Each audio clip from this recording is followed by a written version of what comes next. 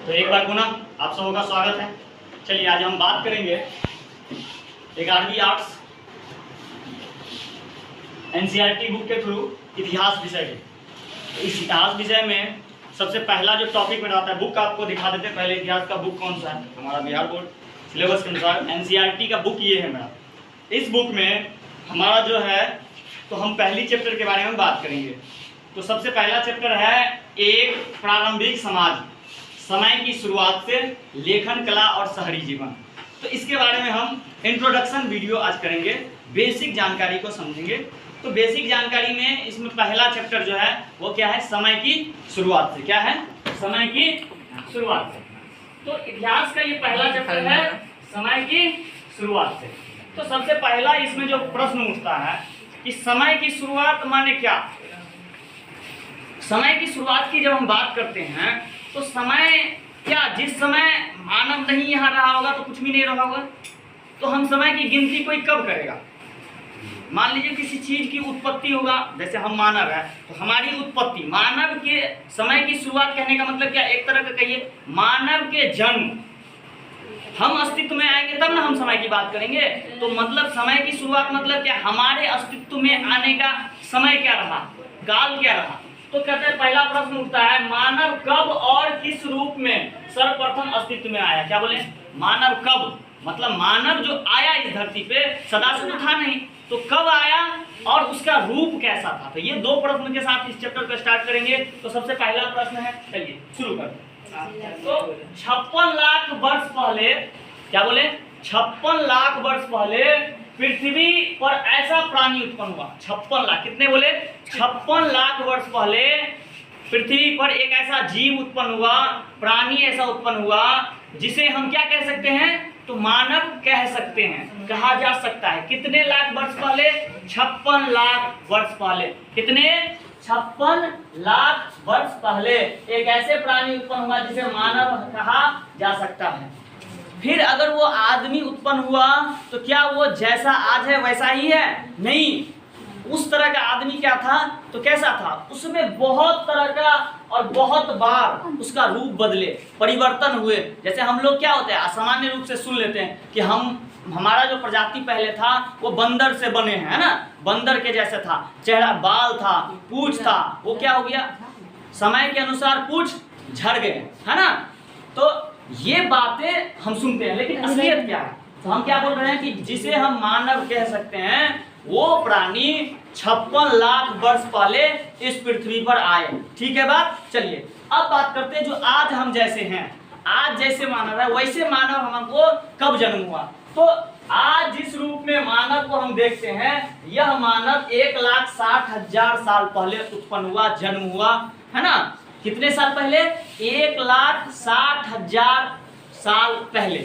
तो अब देखिए, ये सबसे पहले अस्तित्व में आया 56 लाख वर्ष पहले, और वो पहला वाला मानव था, सर्वप्रथम मानव था, है ना, जिसे मानव कहा जा सकता है। और अभी वाला जो मानव है, जो हम लोग हैं, वो कितने वर्ष पहले आए?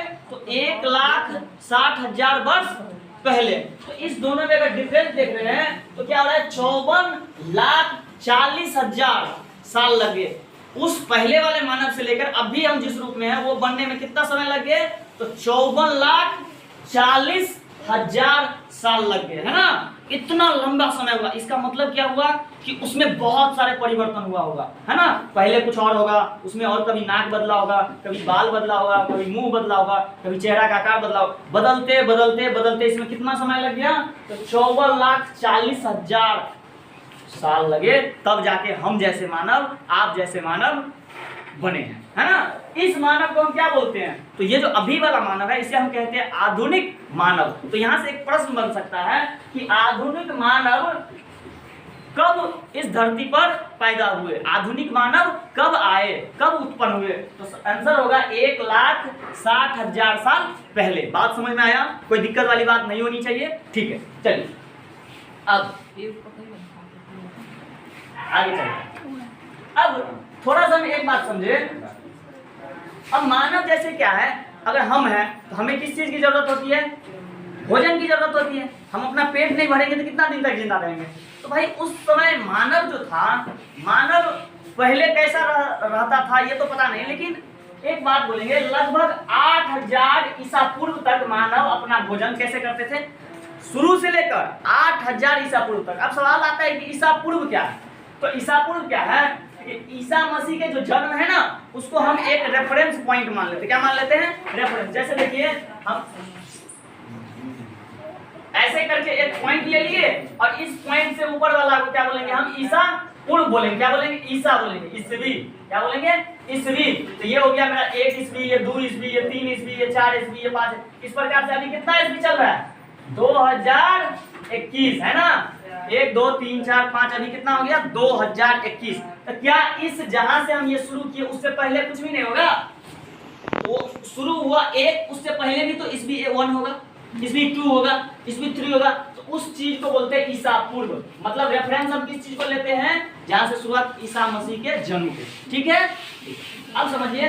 तो इस रेफरेंस पॉइंट से जहां से ईस्वी 1 शुरू हुआ, जहां से ईस्वी 1 शुरू हुआ, उससे 8000 साल पहले मानव अपना भोजन तब कैसे करते थे? उसके बाद फिर भोजन करने का तरीका बदलने लगा, लेकिन तब तक कैसे करते थे भोजन?